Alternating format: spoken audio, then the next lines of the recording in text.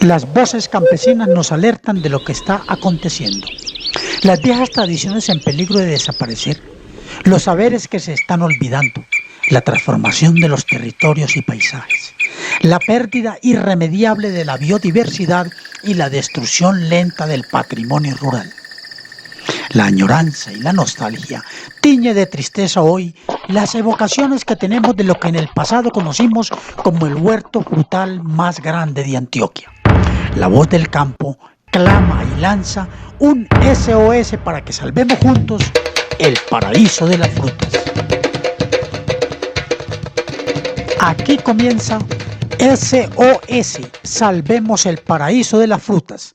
Recuerdos, memorias y tradiciones del mundo rural del Triángulo de Oro de las Frutas, Sopetrán, San Jerónimo y Santa Fe de Antioquia. Propuesta ganadora del Portafolio Departamental de Estímulos 2023 en la categoría de Patrimonio del Instituto de Cultura y Patrimonio de Antioquia. Soy Edwin Arias Ruiz, ingeniero agrónomo y antropólogo, y los acompañaré en este recorrido a través de la historia, la cultura y la memoria viva de los habitantes del campo, de las veredas y municipios que conforman el paraíso de las frutas. Bienvenidos.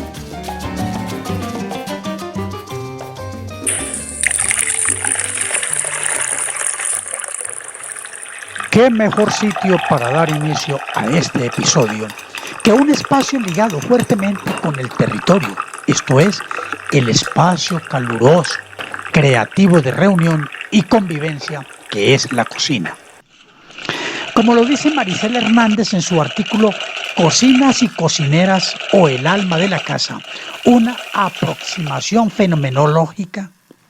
La cocina, como todo espacio que se precie de ser lugar, está habitada por objetos que significan y por significados que se objetivan, por gente que fabrica y respira atmósferas mientras pone en juego sus destrezas, sus sentidos y su sentir. Allí ocurre esa alquimia que transmuta los alimentos en comida, la naturaleza en cultura, la biología en afecto. Al fuego que la calienta se le llama hogar. La acción de cocinar involucra actividades concurrentes. De ello da cuenta la etimología, ya que cocinar viene del latín cocere, que significa conjuntamente madurar un fruto, hacer la digestión y someter al fuego. La casa que acoge y nutre cuerpos y almas, la que significa hogar, es indisociable de la cocina, de su calor, de sus trajines constantes, de las manos inquietas, de la sonrisa o el rezongo que mueve cucharones y cuchillos. En las zonas rurales, la cocina suele basarse en alimentos naturales, incluso en muchos casos con productos que provienen de la misma tierra. Por esto, las cocinas tradicionales locales o regionales constituyen parte del patrimonio intangible de las comunidades y son a su vez un elemento de la cultura y de identidad. Esto para no recalcar mucho que son parte del engranaje que mueve las economías locales y regionales. Meléndez y Torres y otros en su artículo La cocina tradicional regional como un elemento de identidad y desarrollo local. El caso de San Pedro el Saucito, Sonora, México, dicen a este respecto que es en la cocina tradicional en donde se concretan aquellos saberes y prácticas alimentarias y culinarias que permanecen como parte de nuestra herencia e identidad cultural. Ella comprende los saberes culinarios, las costumbres y los rituales, así como las formas de preparación de los alimentos reconocidas y transmitidas de generación en generación.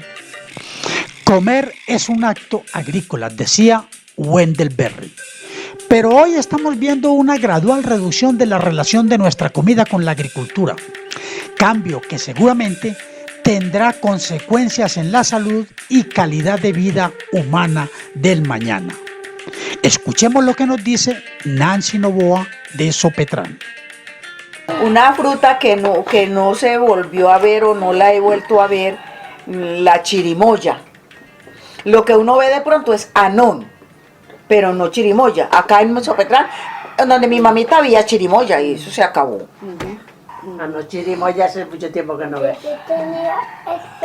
Otra que no se volvió a ver, que nos llevaba mucho Luis Eduardo de allá de Robledo, Pomarrosa. Ah, sí. Pero la perfumadita, la redondita. Ya hemos visto cómo se vinculan algunos alimentos frutales a la producción, las formas de obtención de esos frutos comestibles. Ahora describiremos las formas de transformación y consumo de los alimentos derivados de las frutas. Hablaré de las frutas como productos, como base de alimentos. Empezaré con las frutas que se utilizan como productos y bases en las cocinas tradicionales de la región. Frutas como los mangos, mamoncillos, papayas, zapotes, naranjas, mandarinas, uvas, nísperos, guamas, guayabas, mamey y cacos, entre otras, se consumen regularmente tomándolos de las plantas a la boca. De estos el mango se puede consumir verde o maduro. Elías Pulgarín nos cuenta sus recuerdos de niñez.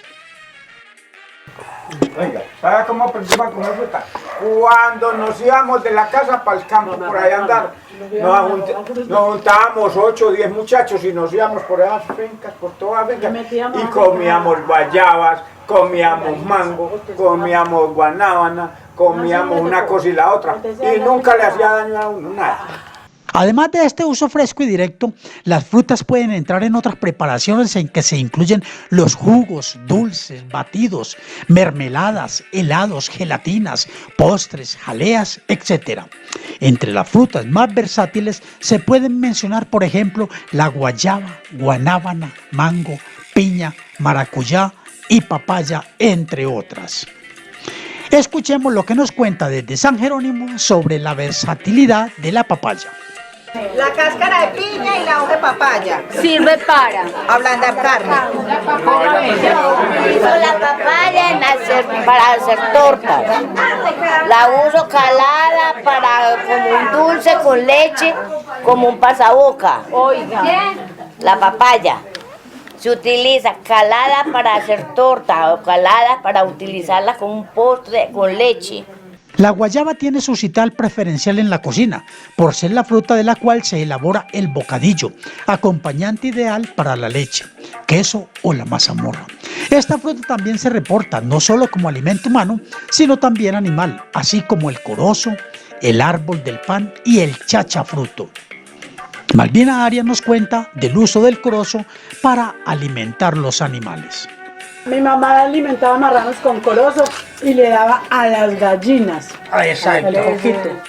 Según el catálogo ilustrado de los principales frutales tropicales de Corpoica, Centro de Investigación Palmira, El marañón, su fruto es comestible y consta de una parte carnosa, procedente de la dilatación del pedúnculo de sabor ácido y astringente, rico en vitamina C. Y la parte verdaderamente apreciada es la nuez, fruto seco, situado en el extremo de la parte carnosa y rico en proteínas y grasas. De este fruto se utiliza la nuez, la fruta fresca, el jugo, el vino, las confituras. En nuestro medio, la nuez es poco usada, tal vez por desconocimiento. Así nos cuentan en Sopetrán sobre el marañón. Por ejemplo, aquí, como ustedes dicen, se comían el marañón y botaban la frutica. Esa es el fruto seco. Y ve ahora cómo es de cara ahora el marañón seco. No sabía yo. Otras plantas que también tienen su protagonismo en estas cocinas campesinas son las brevas, el coco y muchas más de las que hablaremos en el contenido del presente episodio. Vamos ahora a adentrarnos un poco en los procesos, prácticas, significados y valores asociados con la comida. Como escribe Jauregui, Al comer, utilizamos los productos que culturalmente aceptamos como comestibles. Para ingerirlos, los hemos domesticado, readaptado, condimentado y combinado o sometido a todo tipo de manipulaciones físico-químicas con la finalidad de mejorar su textura e incrementar su palatabilidad, para luego ser deglutidos tras un ceremonioso ritual en el que intervienen más artefactos y más regulaciones. Pero eso no es todo. A la vez, la alimentación se ha convertido en un ritual social en el que personas con diversas relaciones afectivas o sociales se reúnen para la celebración de determinados eventos, entre los cuales los aniversarios, comuniones, bodas, reuniones y fiestas colectivas son propias para mostrar las bondades de las frutas y sus transformaciones más comunes. Esto nos cuenta Sergio Andrés Urrego desde Santa Fe de Antioquia. Bueno, el tema de la fiesta, la que más se conoce es la fiesta del tamarindo, porque se hace honor a uno de los árboles significativos y que depende de muchas familias. Se dice que más de 200 familias dependen del tamarindo para su sustento en pulpas, en el tema de granizados, bueno, todo lo que se puede hacer o el valor agregado del tamarindo. Entonces el tamarindo ha sido una de esas que se ha impulsado mucho en el tema de fiestas. A su vez, Mintz señala que comer no es una actividad puramente biológica, pues los alimentos que se comen tienen historias asociadas con el pasado de quienes los comen. Las técnicas empleadas para encontrar, procesar, preparar, servir y consumir esos alimentos varían culturalmente y tienen sus propias historias. Y nunca son comidos simplemente. Su consumo está condicionado por el significado. Doña María Inés Osorio nos relata la receta arepa de corozo que hacía su mamá. Y entonces usted, ¿cómo sabe que el racimo ya está listo? El racimo sabe uno cuando está listo, vea. Cuando el racimo, uno le coge un corozo, lo quiebra y sale entero por dentro y blanquito, todavía le falta. Él empieza a caer y tiene un aroma muy bueno. Huele bueno y uno coge con un cuchillo, le quita la corteza y se la come y queda la chonta. Esa chonta nosotros, cuando yo era niña, pues ya por ahí de 8 o 10 años, me tocaba en una piedra así, pisar con otra piedra, machacarlos, quebrarlos, sacábamos todos corozos. Mi mamá hacía unas arepas con unos corozos, la ponía a remojar. De un día para otro, los partíamos y los poníamos a remojar y molía eso con ese maíz sancochado. Uy, qué delicia de Pero ustedes le quitan la cáscara de encima, que es dura. Le quitábamos la concha. La concha. Y lo pisaban corozo y pulpa de una vez. La pulpa, para echarle a los marranos. Con eso engordaba mi papá marranos. Exacto. Con esa salvado harina de maíz, salvado de maíz. Sí. Le revolvían un poquito de eso y se les echaba, esos animales no dejaban nada. Él bajaba desde arriba hasta por allí, que por allí sí habían palmas, oigan, esta loma de allí, ahí en lo de Sergio. Y subía con un machito cargado, con ese corozo para uno, vea, machacar, sacar el corozo para hacer las arepas y para los marranos. Con base en lo anterior, vemos que las prácticas culinarias nos llevan entonces a la acción dinámica de cocinar, esto es, a la adquisición de las técnicas y procedimientos de elaboración, condimentación, conservación, presentación y consumo de los alimentos, la cual, aunada a los saberes culinarios, conforman el corpus de conocimiento práctico y subjetivo de la cocina. Todo este cuerpo de saberes se materializa en productos, en técnicas de cocina, platos y modos de consumo que los integrantes de cada una de las comunidades locales consideran como propios y van distinguiendo según su buen hacer como productos típicos del municipio o de la región. Ejemplo claro de esto es algunos rasgos que distinguen la cocina en cada uno de los 3 municipios. Si bien las frutas se utilizan en las mismas preparaciones, hay diferencias con relación a las frutas y las creaciones culinarias. Escuchemos a Adolia Betancourt en San Jerónimo. Mi mamá, que anteriormente en la cátedra de la escuela había una materia, una clase que se llamaba hogar. Entonces en esa clase le enseñaban a todo el mundo cómo hacer costuras, cómo hacer todas estas recetas. Entonces por eso nunca se perdía la memoria histórica y cultural de la gastronomía de los ancestros, porque siempre era esa clase y siempre era. Ellos todos tenían los mismos conocimientos, las mismas recetas. Mira que todas preparan igualito las recetas de antes, las abuelas. Vamos pues a intentar llevarlos a todos ustedes, amables oyentes, a esos procesos materiales e inmateriales de la transformación cultural de nuestros recursos alimentarios, en este caso particular de las frutas, en determinados tipos de comida.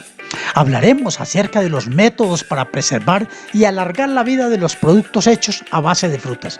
También mencionaremos un poco acerca de ciertas comidas saladas, aderezos y decoraciones. Asimismo, sobre los saborizantes como los clavos, la canela, vainilla, anís, que se incluyen en el proceso de la transformación de las frutas, en que pasan de ser productos naturales a convertirse en alimentos distintos a través de la imaginación y la memoria, junto con toques de ingenio, innovación y creatividad que son los que les permiten actuar y experimentar con los alimentos y transmitirlos en el tiempo, permitiendo su reproducción. Atentos a lo que nos comparten sobre los productos utilizados para acentuar o complementar ciertos sabores, aromas y colores. Bueno, depende la fruta, es como el aliño que uno le echa. Por ejemplo, a un calado de mamoncillo uno le echa hasta cascaritas de limón o de naranja o ralladura. La esencia de vainilla, la esencia de coco, a dulce, por ejemplo, de mango. Dulce de mango, o sea, dicen que uno no le puede echar como esencias ni nada, que porque le quita el sabor de la fruta, pero sí le puede echar uno un poquitico de esencia de vainilla. Y la canela, yo creo que a todos los dulces se le puede echar la canela, y los clavitos de olor también. Porque al de mamey, no, por ejemplo, al de mamey y papaya no me parece que le queda bien todos los aliños, la canela y los clavitos de olor. En dicha transformación se pone en juego todo aquello que tiene que ver con los procedimientos, utensilios, formas de preparación para hacer todo lo que se come más digerible, agradable o apetecible al paladar, a nuestro gusto, a la manera de cómo lo hemos aprendido. Esto lo dice Meléndez Torres. Un ejemplo de lo anterior se puede escuchar a través de esta receta del dulce de mamey y papaya verde que nos cuentan en Sopetran. A ver, pues la papaya se parte, se pela, se le sacan pues las frutas y se parte en pedacitos, y el mamey pues se parte en tajaditas pequeñas. Y la papaya primero se desagua un poquito, como para quitarle esa mancha, se pone como a darle un hervor y le bota la primera agua. Ya se pone con panela, pero primero se cocina un poquito la papaya porque la papaya es muy dura. Entonces se cocina la papaya primero y luego se echa el mamey, ya cuando ya está derretida la panela con la papaya, entonces se le echa el mamey y ya se le echa la canela, los clavitos de olor, y se deja que cocine bien cocinadito, que se mezcle todo bien y listo.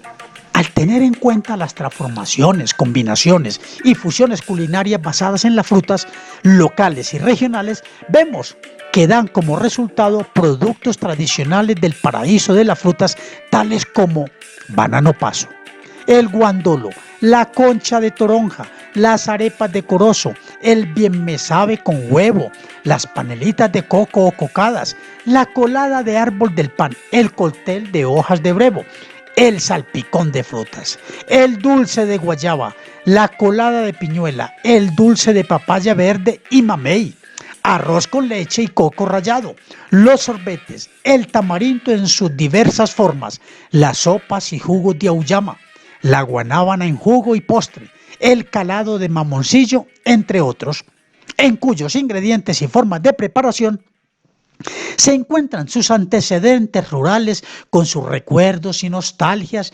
expresión propia de muchos de nuestros interlocutores que extrañan ese exótico sabor a leña y humo que tenían los dulces y alimentos del pasado. Voy a compartir con ustedes una corta charla que tuve con amigos y familiares alrededor de la mesa, donde recordábamos a nuestra abuela y su característica sazón. Mi abuela Luisa, es que eso hacían, y cuando se estaban acabando hacían más. Arepa y mazamorra todo el mundo. Sí. Esa mazamorra de Luisa, y yo tengo ese sabor de esa mazamorra de Luisa. Los frijoles que hacía. Todo el mundo la recuerda por eso. Por la arepa y la mazamorra. Pero es que en esa época la gente era muy dadivosa, porque es que había mucha comida. Ay, sí. ¿Ah? Todo esto, yo recuerdo que todo esto era maíz. Aquí hacia arriba. Maíz y yuca. Cañaguate, morrón, todo eso, hasta la loma tenía maíz. Oiga, y la gente cuando llegaba a la casa ya llegaba llena, porque por donde pasaba le daban. Ah, sí. Yo me acuerdo que... ¡Ay, Loisa! Sígase que para todos hay, decía mi mamita. Y la persona subía y comía.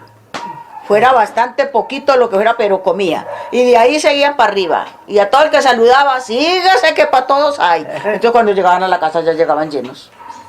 Este aspecto también es confirmado por Meléndez Torres y otros al precisar que la preferencia en el sabor, los ingredientes y hasta en su presentación estética son expresiones de ese acervo culinario que está enraizado en la memoria gustativa tradicional, que enlaza la práctica culinaria actual de las familias con su pasado, con una cocina de origen rural. el origen rural de la utilización de las frutas en la cocina es indiscutible. Se sabe que los primeros usos comenzaron con el método de la elaboración de confituras. La historia de la confitura inicia en el Medio Oriente, siendo introducida en Europa con la llegada de las cruzadas, quienes también fueron los que introdujeron en Europa la caña de azúcar. Pero por el alto precio del azúcar, esta no es utilizada inicialmente para la elaboración de conservas como confituras. En sus principios, este método fue considerado como una conserva con el propósito de extender la vida útil de las frutas.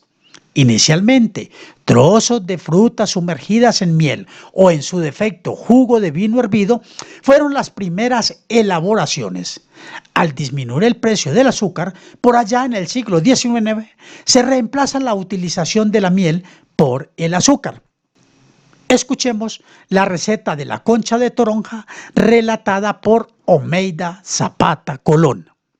En la concha de toronja es muy dispendioso el trabajo que tiene esa concha de toronja. De pronto por eso es un poquito costosa, pero porque es demasiado trabajo. ¿Qué es lo que tenemos que hacer? Tenemos que desamargar lo más posible la concha de toronja, porque la toronja tiene un poquito de amargo, mucho amargo. Mucho amargo. Entonces, para poderle echar el dulce tenemos que desamargarla. Entonces, ¿qué hace?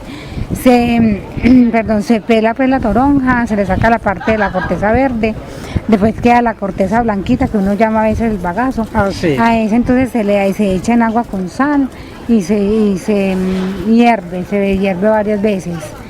Por ahí 3 o 4 veces, se exprimen bien para que le salga ese amargo a la cáscara. Ya cuando uno crea pues que ya no quedó tan amarga, y si ya uno lo hace con azúcar. Todo esto que estamos comentando se puede visualizar y rescatar a través de lo que conocemos como manuales de cocina o recetarios. Estos son conocidos en nuestro medio como la forma de transmitir el saber culinario. En América Latina, los primeros recetarios surgen a mediados del siglo XIX, pero estos recetarios estaban cargados de ideas y de preparaciones de comidas extranjeras. Claro que los recetarios nos cuentan muchas otras cosas. Nos cuentan sobre los ingredientes y de esta forma aluden al entorno natural donde se producen los alimentos, explican la forma de preparación, donde se estipulan las maneras y utensilios necesarios para reproducir los sabores y texturas, y de esta forma delinean lo que culturalmente permanece pero que parece estar excluido. En este sentido, las recetas que se muestran hablan del intercambio de ingredientes y técnicas que se produjo después del encuentro entre los dos mundos. Los recetarios incentivaban el uso de productos cultivados antes de la llegada de los conquistadores, al igual que de aquellos que trajeron y crecían ahora en el continente. Por tanto, hablan de la historia material, de la transformación del territorio, y no solo por la introducción de algunos alimentos, sino por las técnicas de cultivo y de preparaciones que ahora se elaboraban en la región. Como se puede ver, Un recetario de cocina es una guía, un cuaderno de notas que las personas que desean guardar y aumentar su saber gastronómico utilizan para escribir los procedimientos en la preparación de un platillo. En estos registros también se contienen los ingredientes y, por supuesto, los secretos culinarios de cada comida. Escuchemos desde San Jerónimo cómo se aprovecha la naranja agria en la alimentación. ¿Qué hace usted con la naranja agria? Hacemos mucho guandolo. Es cómo, riquísimo. ¿Y cómo hace el guandolo? Y también se lavan menudos. El menudo, sí. En San Jerónimo hay veces que me encargan que si tengo naranja agria y me compran a veces docenas, de a 3, 4 docenas, para lavar menudos. Señoras que preparan haciendo su morcilla para venderle a la gente y para conseguir su platica. Explíquenos primero cómo hace el guandolo.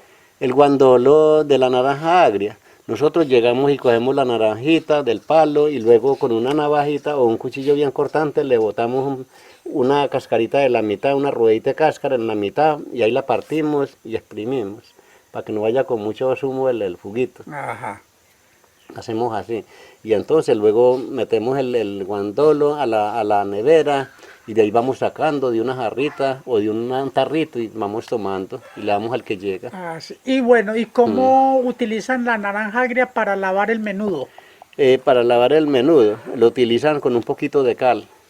He visto yo que les he preguntado a las señoras que cómo hacen ellas, que si con la naranja sola. Entonces ellas me dicen que le echan un poquito de cal al jugo, lo revuelven y un poquito, luego le echan un poquito de sal también. La sal y la cal ayuda a que ese menudo quede bien lavadito. Renombradas son las recetas de la abuela. Muchos de los platos que hoy conocemos nacieron hace tiempo y cada familia le ha agregado su toque especial con los años. Antiguamente, esos secretos se repartían de generación en generación de forma oral, pero al escribir los ingredientes y los pasos a seguir, se convierten en un recetario de cocina. Edith Nanclares nos relata sus recuerdos de la elaboración del chocolate por las diestras manos de su abuela. Y fuera de eso también recuerdo mucho cuando mi abuelita, la mamá de mi mamá, realizaba la elaboración del chocolate de bola. Sí. ¿Cómo lo hacía?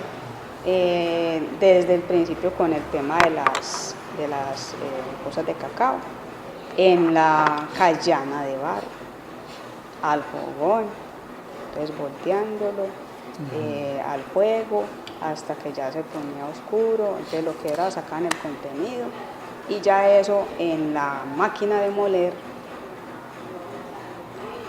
le raspaban bizcocho, clavos, canela, ese chocolate cuando usted lo servía, eso quedaba con una película por encima.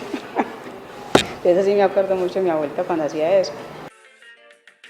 De las prácticas características de una receta de cocina es que siempre indica los elementos a utilizar y los pasos a seguir. Vamos pues a mostrar algunos ejemplos de lo que estamos hablando, pero esta vez todo lo que se diga estará relacionado con el objetivo central de este programa: los productos frutales del paraíso de las frutas. A continuación, mostraremos de la propia voz de los actores del campo algunos apartes del recetario frutal recopilado en el Triángulo de Oro de las Frutas. En Sopetrán nos comparten las siguientes recetas: arepas con árbol del pan. No, yo cogía y cocinaba las frutas y molía con el maíz. Se quedaban las arepas esponjaditas, muy buenas. Yo hago un bananito calado que parto el banano en 3 pedazos, un banano en 3 pedazos. Y lo pongo al fogón con leche, crema de leche, esencia de vainilla y le echo un poquitico de mantequilla, si tengo, quesito rallado y lo pongo al fogón a que seque. Lo revuelvo de vez en cuando y queda con un sabor muy rico, porque el quesito le da como un saborcito, como el quesito tiene sal, te le da como un sabor muy rico. Entonces queda muy bueno. Y también hago así, a veces el plátano maduro. Y pues de esa misma manera hago el plátano maduro. O a veces el plátano maduro como un poquitico más durito, lo pongo en la olla a presión y le doy una pitadita y ya. Ya, y queda muy rico. Escuchemos desde San Jerónimo otras recetas. La chicha casera de piña, grosellas para acompañar el aguardiente y jugo de guayaba cocinada. Otra receta muy rica es de la cáscara de piña, que se hace una cerveza que se llama chicha casera. Viene con panela. Y la hacían en ollas de barro y quedaba heladita muy rica. Sí. Eso lo usaban mucho los viejos, era para tomar aguardiente. De pasante. La guayaba la cojo y así hay veces que la hago así. La cojo y la organizo, saco no saco la pulpa, sino que yo la organizo, le quito todas las cositas que tiene negritas, el pezoncito y la pico y la meto a la nevera. La cojo, la hirvo y en esa misma agua licuo y queda muy rico el jugo así cocinado. Ajá. Sí, lo que así también es bueno, es muy bueno así, natural, pues sin cocinar. Ahora el turno es para algunas recetas típicas desde Santa Fe de Antioquia. Cóctel de hojas de breva. El bien me sabe para tortas, soufflé y agrandar el huevo. Y las pulpas de tamarindo. ¿Y cómo le nació a usted la idea de hacer el cóctel? Esa es anecdótica, un 31 de diciembre se reunieron varios muchachos, tomadores de candela, que eso que llaman candela, pues que lo preparan. Sí. Bueno, Tapetusa. Un poco así, el 31 de diciembre. Y resulta que ellos, a uno se le ocurrió decirle que la puso a hervir con hojas de breva, y entonces le cogieron el gusto y vieron que estaba muy sabroso. Entonces les gustó, ¿ves? Con la breva. Y entonces ya dijimos que se podía mezclar con licores para darle más categoría. Se puede mezclar con vino cariñoso de manzana, con ron, con canada dry. Entonces eso le da pues... Para darle un poquito más de sabor. Sí, y más categoría. Y más categoría. Hay que pelar el tamarindo. Primero que todo, comprar el tamarindo. Segundo, pelar el tamarindo. Tercero, lavar bien el tamarindo, luego ponerlo a remojar y luego sacar la semillita aparte y la masita aparte y luego amasarlo con el azúcar o la panela y ya envolverlo en papel. Y aquí hay una planta que yo no sé para qué sabe y se llama bien me sabe. Bien me sabe. Está muy acabado. ¿Qué hace uno con el bien me sabe? Para comer y hace torta, soufflé. Por ahí hay una historia del bien me sabe. Hacen un soufflé, le decían las viejas. Eso lo ponían para meterlo al horno. Lo ponían y le echaban leche, mantequilla, salecito y quesito si quería, y lo metían al horno y sacaban eso como tortilla. Claro, esa fruta se bota y le sacan una hibrita de como un hilito que tiene aquí y quedaba el coso solito. Entonces lo chuzaba uno, lo ponía al horno con lechita y con mantequilla y quesito y eso quedaba muy sabroso. Pero esos años me perdió. Bueno, amables oyentes, a lo largo de la historia de la humanidad, los bosques y su biodiversidad han cumplido múltiples servicios a las comunidades. Mientras que el bosque ha sido hogar y refugio y las especies vegetales y animales han sido farmacia y sustento, los humanos seguimos mirando al futuro, oteando cómo extraer cada vez más los recursos naturales más preciados. Los árboles en medio del bosque son el vínculo entre el hombre y la naturaleza, convirtiéndose con el tiempo en parte esencial del patrimonio cultural local de cada región. En el paraíso de la fruta son los árboles centenarios los que se mantienen como referentes vivos de los cambios socioculturales que han acontecido. De ellos se cuentan historias de su producción, de la cantidad de frutas que le recogen, también de los avatares por los que han pasado y de los sucesos que según muchos les han tocado presenciar. Son testigos mudos del acontecer cotidiano de la vida de una comunidad que en su momento los acogió con cariño, los acompañó en su crecimiento, se benefició de sus productos y que hoy, ante el embate de la vida moderna, ha olvidado sus servicios y al vender sus terrenos los deja a la suerte y a la incertidumbre. En el pasado, parece que existía un vínculo más fuerte con estos viejos árboles. Era común verlos en los bordes de las carreteras y caminos, en las calles, parques, plazas, solares y huertas. No es que se hayan perdido del paisaje cotidiano, no. Ellos existen aún, gracias a Dios, pero ya no es lo mismo. Por doquier se talan y destruyen. La gente se queja de la pérdida de los frutales, se lamentan de no hallar las frutas tradicionales que antaño eran tan ampliamente consumidas. Recuerdan los sabores y dulzura de sus postres y delicias más comunes. Los adultos mayores sí que los añoran con nostalgia. Menos mal que aún recuerdan sus recetas, aún se acuerdan de sus olores y sabores, pero sin quererlo, miran con incertidumbre el futuro de estos productos tan queridos. Habrá que despertar de este mal sueño y darnos cuenta del daño que le hacemos al planeta, a nuestro entorno y a nosotros mismos. Habrá que empezar de nuevo y lento, muy lento, pero con paso fino, comenzar a recuperar de forma colectiva el patrimonio natural que por derecho nos pertenece. Aprovecho pues para hacer un llamado especial a recuperar de la mano de las administraciones, entidades y comunidad en general esta tradición agrícola, impulsando programas que propicien la siembra de frutales diversos en terrenos baldíos, parques, áreas comunes, patios de recreo de instituciones educativas y bordes de las carreteras.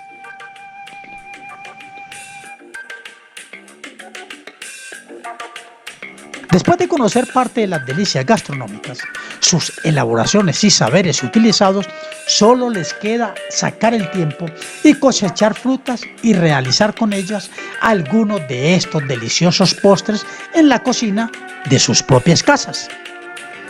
En el 7º episodio de este programa, seguiremos mostrando otras de las potencialidades que poseen nuestros frutales y frutas. En este caso, hablaremos acerca de la botica frutal de nuestros abuelos y abuelas, las plantas y los frutos que se emplean en la prevención y cuidado de las dolencias y enfermedades.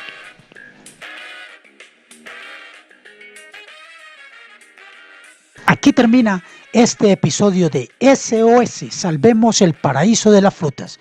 Recuerdos, memorias y tradiciones del monte rural del Triángulo de Oro de las Frutas, Sopetrán, San Jerónimo y Santa Fe de Antioquia. Propuesta ganadora del Portafolio Departamental de Estímulos 2023 en la categoría de Patrimonio del Instituto de Cultura y Patrimonio de Antioquia.